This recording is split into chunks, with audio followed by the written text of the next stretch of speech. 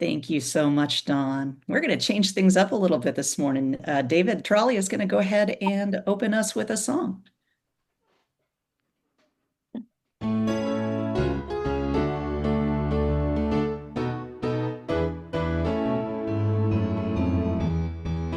Well, as a man thinketh, that's what his life becomes.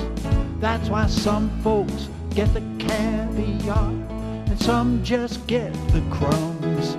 It's a fundamental principle, not just a rule of thumb, that as a man thinketh, that's what his life becomes. Well, I know a man who likes to tell the sad story of his life, how so-and-so once done him wrong and caused him all of this strife. Too bad the man can't understand that he gets the tune he strums, 'cause as a man thinketh, that's what his life becomes.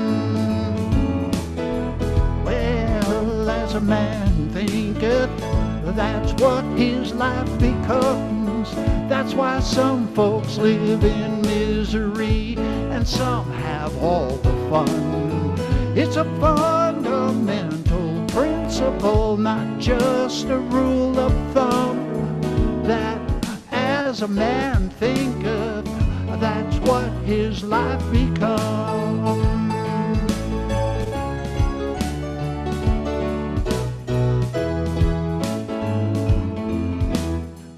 And I know a woman who finds the good in everything she sees, who never doubts her power to manifest whatever she may please. It's no surprise, no matter what she tries, that good just seems to come. 'Cause as a woman thinketh, that's what her life becomes. Yeah, as a woman thinketh, that's what her life becomes. That's why some folks get the chocolate cake and some just get the crumbs. It's a fundamental principle, not just a rule of thumb, that as a woman thinketh, that's what her life becomes. Well, first it takes intention. Be clear on what you want, 'cause nothing's gonna happen for a mind that's nonchalant. And did I mention that it takes intention, constant focus on the plan? 'Cause every single thought we think adds up to our life's sum. Well, as a man thinketh, that's what his life becomes. That's why some folks get the caviar and some just get the crumbs. It's a fundamental principle, not just a rule of thumb, that as a man thinketh and as a woman thinketh, as we all thinketh, that's what our lives become.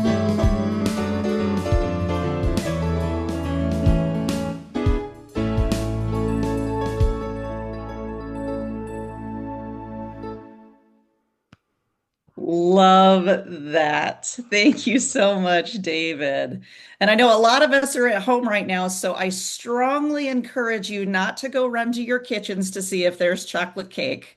I'm sure there's lovely things waiting for us because we have a very special guest this morning, and I want to tell you a little bit about him. Reverend Paul John Roach is a longtime Unity minister. He's a native of Wales and a graduate of Jesus College, Oxford University.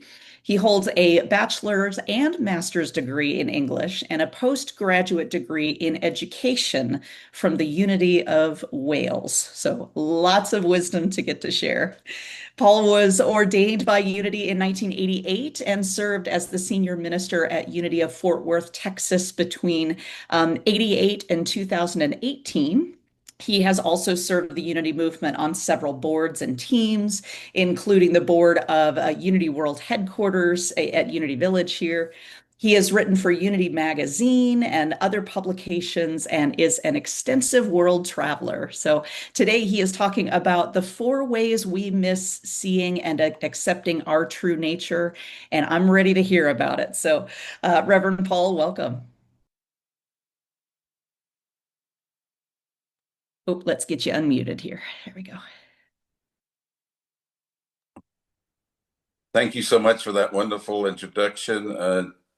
Jen is a real gem, isn't she? You're very lucky to have her as your associate minister. And I know Richard, of course, he's wonderful too. And David, thank you. There's no crumbs today, okay? We're eating the full meal today and claiming it for our good. It's great to be here again. I had a fabulous time the last time I was with you all, and so it's a thrill to be here again. And yes, I'm talking about actually some of the songs and some of the ideas we've already shared kind of enfold in nicely with my talk today. But we're talking about four ways, as Jen said, four ways we miss seeing and accepting our true nature. You know, we've been in Unity a while, or we've been in New Thoughts, or we've been on the spiritual path for a while. And so we know the truth, right? We know it intellectually, certainly. And we know the great statements. We've affirmed a few already today. You know, we are spiritual beings having a human experience, right? Teilhard de Chardin quoted it, that's a quote from him. A lovely statement, isn't it? Spiritual beings having a human experience. We are Christ in expression. That's another one we use.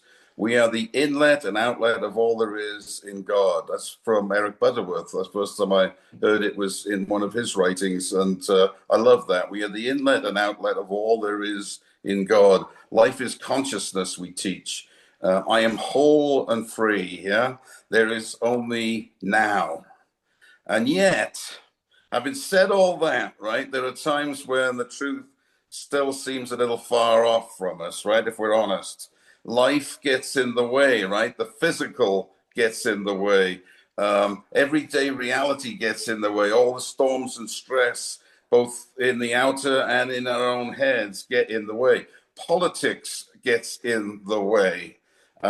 It's like the father in the Gospel of Mark, you know, who had a son who was sick, and he turns to Jesus and he says, I believe, help me my unbelief.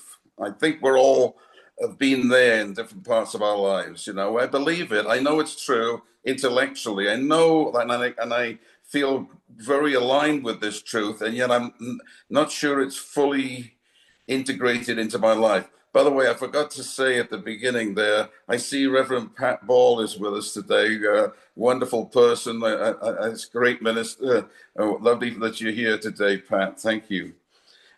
So yeah, life in the way, it doesn't always feel it, right? We don't always feel or know it deeply, viscerally, right? It's lodging somewhere between our heads, our words, and then wherever else, but we're not sure it's deep down in our bodies, living it every moment of every day. Now, I could be fooled that maybe this congregation at Davis doesn't need this sermon, because you all seem to be so joyous and buoyant and full of energy when I joined this morning. Maybe you don't need this teaching, but I think somewhere we probably do, right? I've been on the spiritual path for 45 years now, consciously, and I certainly still need it. We don't always live it fully every moment of every day, but don't beat up on yourself, right? Because what does that do? It only makes it worse, right? It only pushes us further from truly understanding the truth.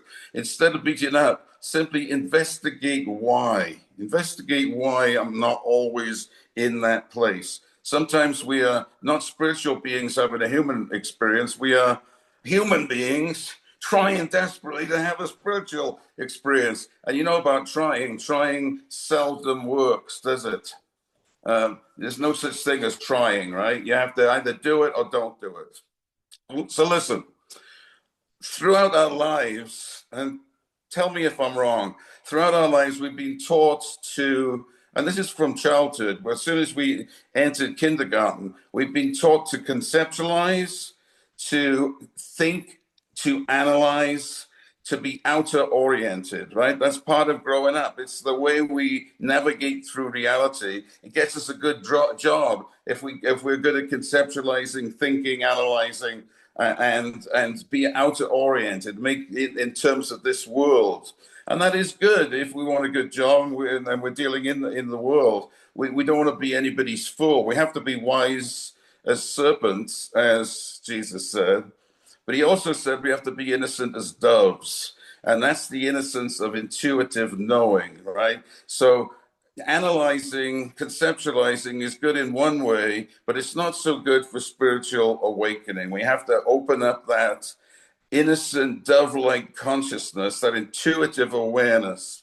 In order to get it, we have to learn to unlearn. I think that originally comes from the Sufi teachings, where they talk about learning to unlearn. But I love it. Learning to unlearn. We have to go back into a more simple state, right? Get back to a more primordial, natural state of being. What did Jesus say? Unless you become like little children, you cannot enter the kingdom of God, right? So this is the innocent dove consciousness that I'm talking about. Going back to that primordial essential state, which we are always, but we've got a bunch of stuff, a bunch of hides and skins and other stuff, protections, fears, anxieties, weighing us down so we can't realize that natural state. So to break free, there's nothing more helpful for me than the amazing spiritual psychology of Buddhism.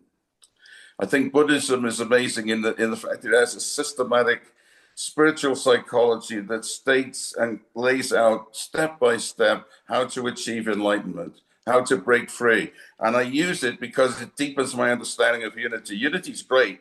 I'm not saying it isn't, but I think Buddhism teaches me to go even deeper so I can marry the two.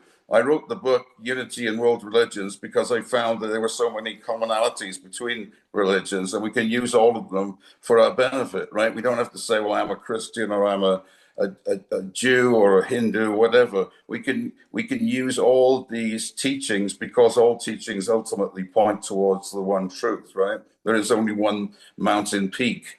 There's various roads that lead up to the peak. So Buddhism offers 4 ways that the truth is hidden, and knowing them, then it gives us 4 ways to rediscover the truth in our lives. Because the cool thing about it is the things that are problems for us are also solutions, right? We tend to think if I didn't have any problems, then I would be free, it would be great. But that's not the truth, because there's always going to be problems, right? We're never going to be without them in the world. There's always stuff going on. So the beauty of this spiritual teaching is that the truth is right in the middle of the problem, not when I overcome the problem. It's seeing the problem clearly. I can see clearly now the rain is gone. Well, maybe, but it could still be raining, but I still can see clearly because I am no longer encumbered by worrying about the rain, right? I can see through it. I can see the deeper reality. So let's look at these 4, shall we? And see if they make sense. Number 1, it's so close, we can't see it. Have you ever said it's right underneath my nose?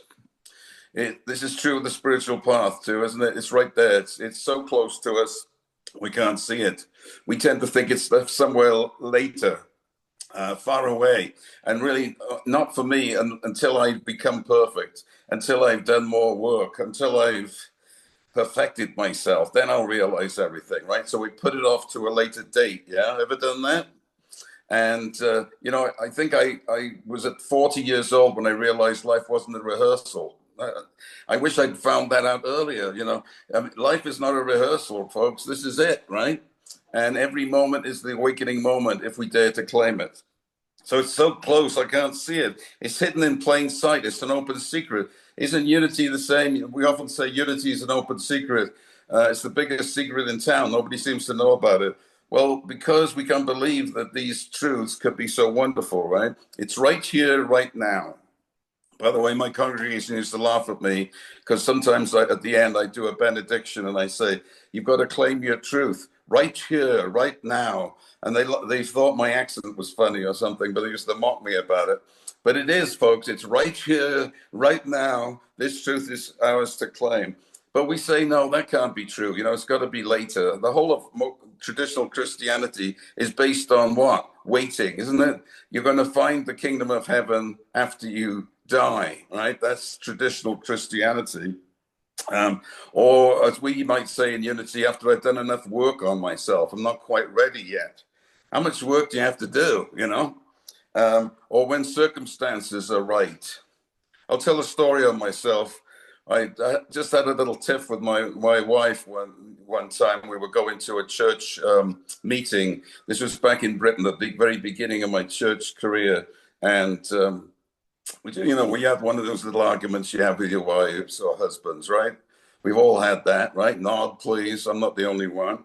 And so we got into the service, and the minister there invited me to open with prayer. And I said, "Oh, Reverend Ralph, I'm not really into it right now. Can somebody else do it?" And so, of course, guess what? He chose my wife. Would you pray? And, and he never asked me to pray ever again. And I thought that was a mistake. When you're asked to do something, do it, because otherwise you're putting it off. You're putting it off till a later time, and there is no later time. So I learned a great message from that, a great lesson from that particular boo-boo that I did at that time. Anyway, we believe that there are obstacles too getting in our way, right? Which makes it not the right circumstance. Now, the obstacle for me then was a little tiff I had with my wife, but it wasn't a real obstacle. I made that an excuse. Each of us has a collection, don't we, of obstacles that we put in the place of finding the truth. And you can come up with your own list, but I've got a big list myself, control of others, perfectionism, not quite ready yet, too lazy, I wasn't born this way, if only, all these excuses. But here's what Eckhart Tolle said, and I love it because it fits right in with the truth that I've found in my life. And he says, the obstacle in the way is the way. The obstacles in the way are the way. And that's what we mentioned earlier. And I think it's so profound, right? Can you get your head around that? The obstacles in the way are the way. Because once you open up to the truth of your being and you realize, oh, screw it, I forgot, I didn't realize it. But now I do. I made a mistake, or whatever. Once we own up to whatever it is, once we see it clearly, then we're free of it, right? Even if it's the biggest obstacle in our lives, when we see it and acknowledge it and understand it, then it frees us. It gives us energy. It is transformed from an obstacle into the solution right there at the same time. It was a particle. Now it's become a wave because I've seen it clearly. I've seen it in all its potentiality. It can still be a particle. It's still a problem, but it's not a problem for me anymore because I see it clearly and it jettisons me into the flow of life, into something greater. Ganesh, the Hindu god with the elephant head, you're familiar with him? He's the Lord of obstacles, right? The remover of obstacles. But if you read the scriptures deeply, he's not just the remover of obstacles, he's the creator of obstacles as well. So the very remover of obstacles is the one that puts the obstacles in your way, which is exactly what Eckhart Tolle is saying, right? The obstacles in the way are the way. So whatever it is that's a barrier for you, whatever it is that's seemingly getting in your way. It's your juicy bit, right? It's the juice that gives you momentum to transform. So never again say, oh, that's an obstacle, that's a problem, I can never make it. No, that's the very thing that God has gifted you with to jettison you into transformation, into awakening. So stop making excuses, dare to claim it right here and right now. That's number one. Ready to move on? Number two, it's so deep we can't fathom it. You know, that's just too deep, man. It's too heavy. It's too profound. That stuff's above my pay grade, right? How many excuses do we make then? See, all these things are about excuses, aren't they? Moving away from truth instead of accepting truth. We settle for the surface and superficial things. Now, we probably don't in unity because we're willing to go a little deeper than most. But if you read the common discourse and talk to a lot of people, they live very superficial lives. There's nothing wrong with the surface. I have a good time on the surface too. But you got to go a little deeper than that, right? It can't all be superficial. There's got to be a little more profundity here. We got to stretch ourselves, yeah? And if you're going to stay young, you got to keep stretching, yes? Both physically and mentally and spiritually. Otherwise, you freeze up. That's one of the things I've learned. I just turned 74. I'm into stretching. I'm into keeping walking and moving and all that stuff. I'm up in Taos, New Mexico right now. I've been here for 5 weeks and we've done some amazing hikes. And I hate it while I'm doing it. But when I finished it, I think, thank goodness I did that. That was wonderful. It stretched me. It got me a little fitter than I was before. So stretching, going deeper inside yourself is so important. And open to amazement and wonder, right? Let the mystery be. Allow the mystery to be wonderful in your life because life is wonderful, right? Read some poetry. I know you're going to have a poetry week here, in a poetry meeting in a little bit. That's wonderful. I love reading poetry. It stretches my mind. Read spiritual texts. I visited Bhutan last fall, and at the end of the trip, I went into a temple of a guru that I knew a little bit named Dilgo Khyentse Rinpoche. One of the great teachers, Tibetan teachers of the 20th century. And for some reason, it had a visceral effect on me. Walked in there, saw where he sat, and it had a little picture of him. And that sort of opened my heart. And then I turned around, and there was an effigy of him the side of the altar, and I started to cry. And on the other side of the altar was the ashes in an urn, in a casket of his. And by that time, I was just bawling, and I don't usually do that, but something was going on, something was affecting me deeply here. And I've been trusting that ever since. I've been reading his books, but more importantly, meditating on his teachings. And it's been very profound for me. And so there's the deep. So it's so deep you can't fathom it. I don't have to fathom it. I just have to dive in and swim and enjoy it. Yeah. We have the capability to go deep, to explore the possibilities of our being. We are spiritual athletes. So I say if it's above your pay grade, claim a salary increase, okay? Claim a salary increase from God and never settle. That's two. There's a lot of profundity in these four out there. You can really examine them and take them into heart. Yeah. They're very simple, but very, very profound. Number three, talk about simplicity. It's so simple, we can't believe it. It may be deep, but it's also inherently simple, right? We don't particularly like simple. We like, my late wife used to say, we like complicated and easy rather than simple and hard. And I thought there's a lot of truth in that, right? Let's just complicate it up. Let's have all these steps and this, that, the other. Even Buddhism is a bit like that. It's got the Four Noble Paths, the four, the eight, this, that, and the other, the six perfections, the seven, this, the 33, that. In unity, we've got the 12 powers of man. We got all kinds of things that keep it kind of complicated, right? Ultimately, and that's fine. I'm not knocking that. It's okay to have a system, but ultimately we must let that go and get back to simplicity, right? It's inherently simple. to break through the barrier. We, instead of saying I can't remember all the complications of this, that, and the other, quit that and just say I can and I am, right? I'm claiming my goods. And give up setting too many goals. How many people goal set a lot? Nobody does. Okay, we got that one down then. I'm not saying you shouldn't set goals or have lists or endless tasks to do, steps for this, steps for that. I do it to myself to a degree, but I take it lightly. I'm not a prisoner of my steps, right, or my goals. They're just stepping off points into the profundity. And so do one simple thing, and I invite you to do that this week.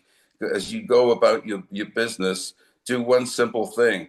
And I'm not saying what it is, because there are many different simple things you might be doing on any given day, but just do that one simple thing, open to the natural radiance of the present moment, right? And do it. And you'll notice, wow, I'm in the flow as a result of that. It's one simple thing, to open to the natural radiance of the present moment.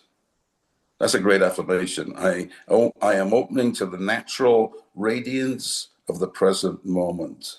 Because in the present, which is all there is, it's radiant, it's joyous, it's clear. I can see clearly now because I am in the natural radiance of the present moment.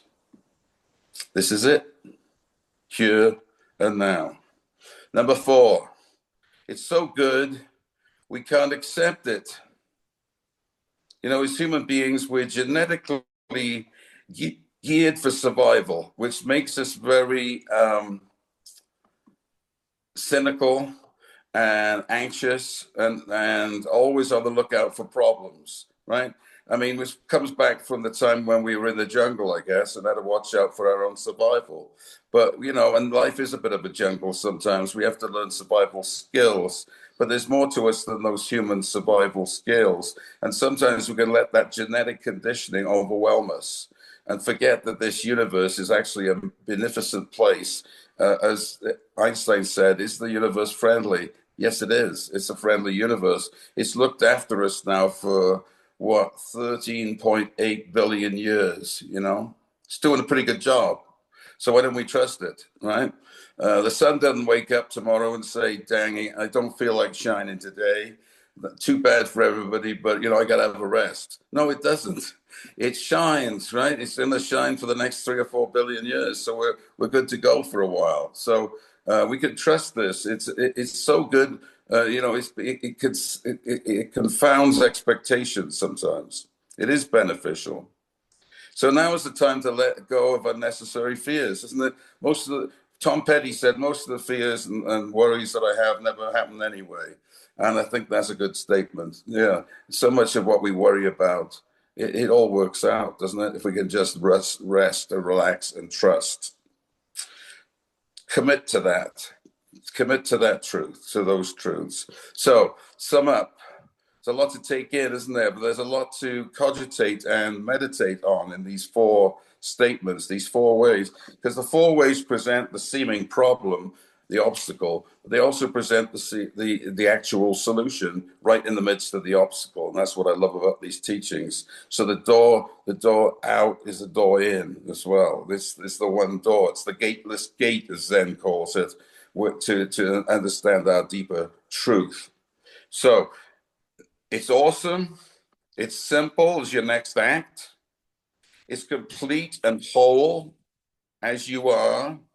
And it's for you right here and right now. And it's an antidote to later, hard, and effort. And it's not for me, right? It is for you. It requires effort, but it's not hard in that sense. It's not difficult in the sense of overwhelming, but it requires energy and effort, right? But it's pure, it's amazing, and it's all possibility right at our footsteps, right under our nose. And so it is.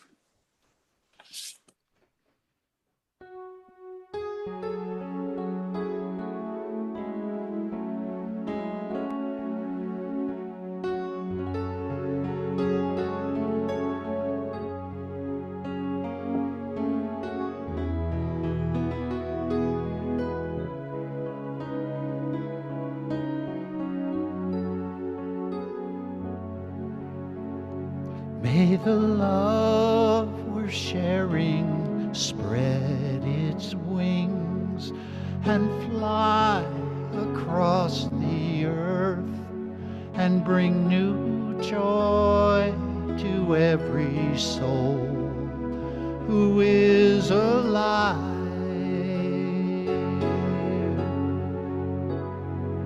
May the blessings of God's grace and peace shine on everyone, and may we all see the light within, within.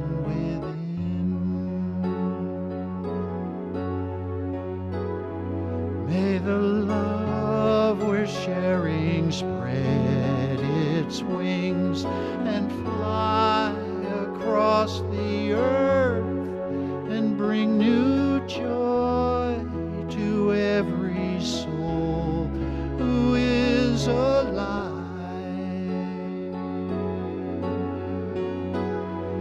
May the blessings of God's grace and peace shine on everyone, and may we all see the light within, within, within. And may we all see the light within, within.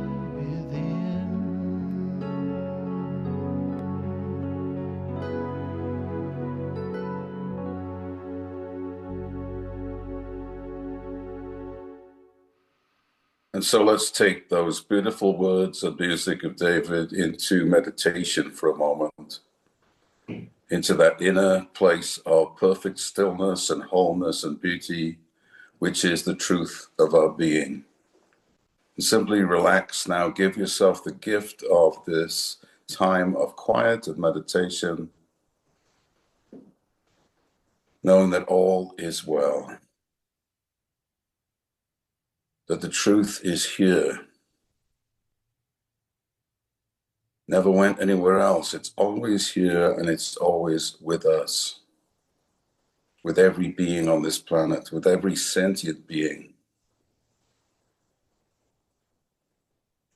Even in the darkest place, there is the light of that truth. It's here.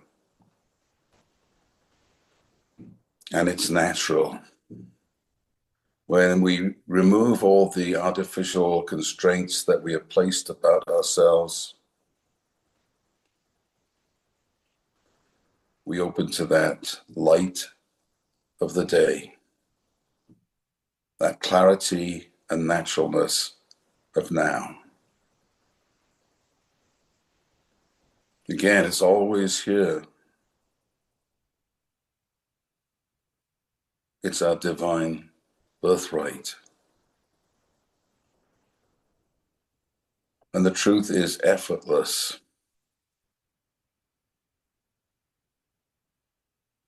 It's available. It's intuitive. It's beautiful. It's loving. It naturally arises when we open and claim the truth here and now.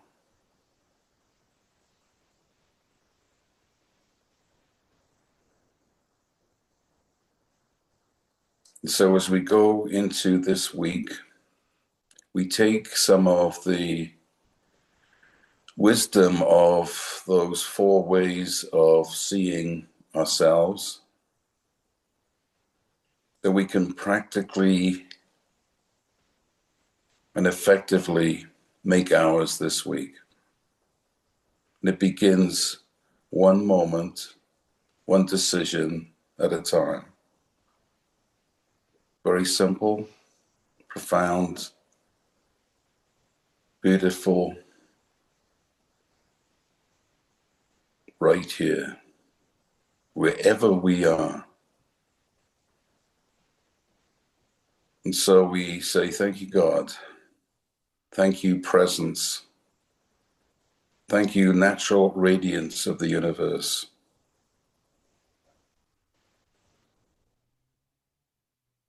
I am that natural radiance in expression right now.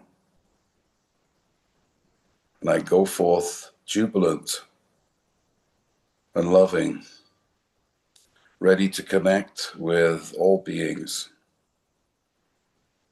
and uplift all beings, knowing we are one in spirit. And for all this, we say thank you. And so it is. Amen.